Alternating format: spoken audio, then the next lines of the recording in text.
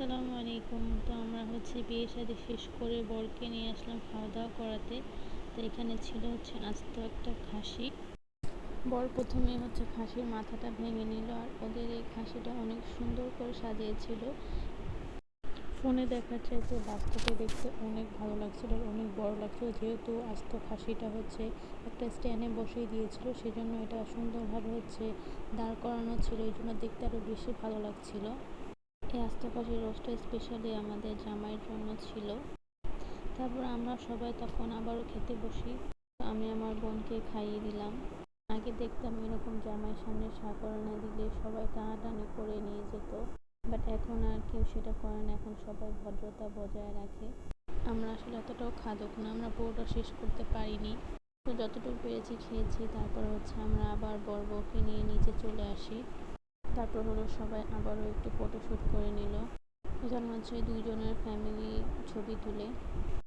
তারপর এখানে আমার খালু আঙ্কেল আন্টির কাছে তার মেয়েকে বুঝিয়ে দিচ্ছিল একটা মেয়েকে নতুন জায়গায় পাঠানো, এটা বাবা মায়ের জন্য যে কত চিন্তা আর কত কষ্টের, সেটা শুধু একমাত্র বাবা মায়েরই বুঝবে। আমার খালুর অনেক আদরের একটা মাত্র মেয়ে। তো যখন খালু বলতেছিল তখন অনেক কান্না করছিল খালু। তো পরবর্তীতে খালু অনেক কান্না করেছে। এরকম কান্না করতে আমরা কখনোই খালুকে দেখিনি।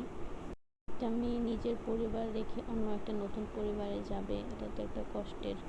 তো তারপর ওদের দুধ খাওয়ানো হলো। আমাদের ঢাকায় এদের নিয়ম, বিদায়ের সময় বর বউকে এরকম দুধ খাওয়ানো হয়। একটা বিয়েতে সবচেয়ে কষ্টের পার্ট হলো একটা মেয়েকে বিদায় দেওয়া। এটা যে কতটা কষ্টের সেটা শুধুমাত্র একটা ফ্যামিলির মানুষজনই জানে। আমিও আমার বোনকে অনেক কান্না করেছিলাম। আসলে আমার অনেক খারাপ লাগছিল। ছোট থেকে বড় হয়েছে একসাথে, আর আজ সেই বোনটার বিয়ে হয়ে বিদায় হচ্ছে। তারপর আমার বোন আমার বড় আন্টিকে অনেক কান্না করেছিল। আমরা ছোট থেকে বড় হয়েছি, কখনোই বড় আন্টিকে কান্না করতে দেখিনি। কারণ বড় আন্টি অনেক ধৈর্যশীল একটা মানুষ, সরল মনের একটা মানুষ। কিন্তু বিদায় বেলা বড় আন্টি আর নিজেকে ধরে রাখতে পারে না। বড় আন্টি অনেক কান্না করেছে, অনেক। একটা মাত্র আদরের মেয়ে বিদায় দিতে কান্না তো আসবেই। তারপর সবার কাছ থেকে এক এক করে বিদায় নিচ্ছিল। এখানে ভাইয়ার থেকে বিদায় নিচ্ছিল।